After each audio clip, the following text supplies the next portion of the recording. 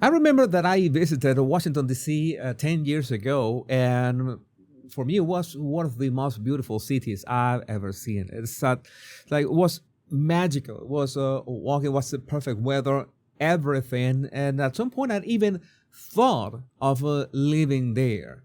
Fast forward to today, and it seems that it has become a hellhole, and Donald Trump seems to be able to be the one to fix it, although he has encountered a bit of resistance, so to speak.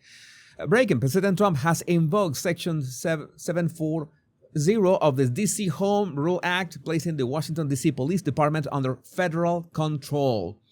He also announces he's deploying the National Guard, so this is serious. What happened to Washington, D.C. is my question.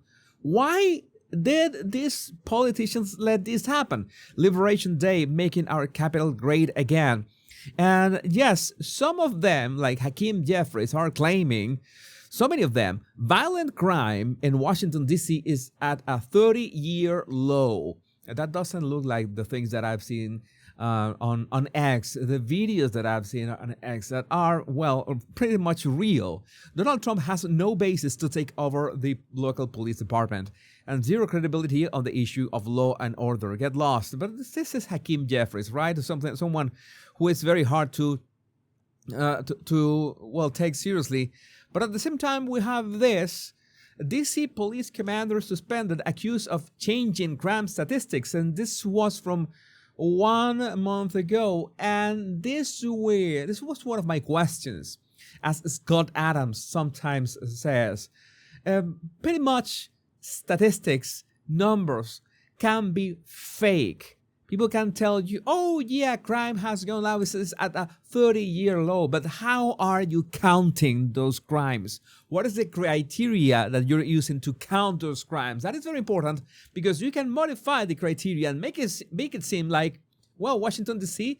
is heaven on earth when it isn't. So you have to trust your eyes and ears, something that the Democrats and the liberals usually don't do. They prefer to go with the statistics and just go with what they are told to believe. These are words on Donald Trump today. And worse. This is Liberation Day in D.C., and we're going to take our capital back. We're taking it back under the authorities vested in me as the President of the United States. I'm officially invoking Section 740 of the District of Columbia Home Rule Act. You know what that is? And placing the D.C. Metropolitan Police Department under direct federal control, and you'll be meeting the people that will be directly involved with that. Very good people, but they're tough, and they know what's happening, and they've done. So they're going to fix this. They're going to fix this. They have done it before. And, well, the libtards are absolutely foaming at the mouth with his words. They're standing there and people, the DC police, they're standing there and people are spitting in their face and they're not allowed to do anything. But now they are allowed to do whatever the hell they want. And I'm going to fast forward to the last part. They're standing there and people are spitting in their face and they're not allowed to do anything. But now they are allowed to do whatever the hell they want. So to understand, I think a very good example of what is going on in DC, I think this is a very good example. This post by Benny Johnson. My security camera will show you what life was like for a family living in DC. Here is a mass shooting and murder in my front lawn, followed by my house being set on fire with my wife and infant child inside. Okay, that is like the Wild West. Even more uncivilized, like the Wild West. These are regular occurrences for DC residents. I live just a few blocks from the U.S. Capitol. I remember when I visited DC, I stayed just a couple blocks from the U.S. Capitol as well. There were open drug deals and arms deals constantly outside my house. Lovely. My family was threatened on a near daily basis. Racist epitaphs were hurled at my wife and infant children. Rocks were thrown at us as we walked down the street. We were constantly targeted for being white in a black neighborhood. No one gave a shit. Judges and cops saw us as the problem. When DC defunded their police, the city turned into a deadly war zone. Every resident was terrorized. This is not only Benny Johnson. I've seen this report from many people and with videos that are, what is going on? You know, the youth, the youth. So many things are happening with the youth. I have some one of these updates, by the way, right here. Before I move on, I remember that this morning. So, those youths are at it again, are wreaking havoc right here. A group of 100 youths took over the park near the DC Capitol, firing shots, launching fireworks, riding dirt bikes. The FBI and Department of Homeland Security have responded. What is going on in DC? What? Why?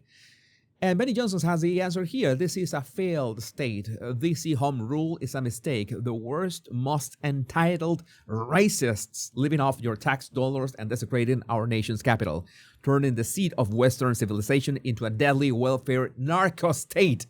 That really sounds like Venezuela, by the way. Entire neighborhoods need to be cleared out and bulldozed. This can't happen soon enough. I'm pretty sure that Benny is gonna be called a super racist right now. Every American must support Trump federalizing the city and martial law as a point of American pride. Restore the seat of Western civilization. I find it funny, this message on a car window. Spotted in DC. Someone put a note on their car window asking for their car not to be broken into a fifth time. The person writes, "There's nothing of value in this car, only restaurant supplies and broken dreams. Please don't break the windows for the fifth time." This is sad. This is like San Francisco sad. So Trump has decided to take matters into his, well, let's say, give the Washington, D.C. police carte blanche to do whatever they want, literally. And they start spitting in their face. And I said, you tell them, you spit and we hit. And they can hit real hard. It's a disgusting thing. I've watched that for years, for 3-4 years. I've watched them. The police are standing, and they're told, don't do anything under any search. So and you can see they want to get at it. And they're standing there, and people are spitting in their face, and they're not allowed to do anything. But now they are allowed to do whatever the hell. So now people are saying, oh, Trump is doing this so nobody can protest against Trump. I would say that, well, I think that the right to protest is still there, but the right to riot has never existed. And that is the thing that DC police should be enforcing. Everything should, well, everywhere, all over the United States. I sincerely hope that Washington, D.C. is healed, because it's that beautiful city, and it is really painful to see it like this. I never thought it was this bad, but it seems that it can be corrected if, well, I don't know, things are fixed. I would like to know what you think about this in the comments. My name is Jesus Enrique Rosas. I'm the Power Pundit. Much love and bliss.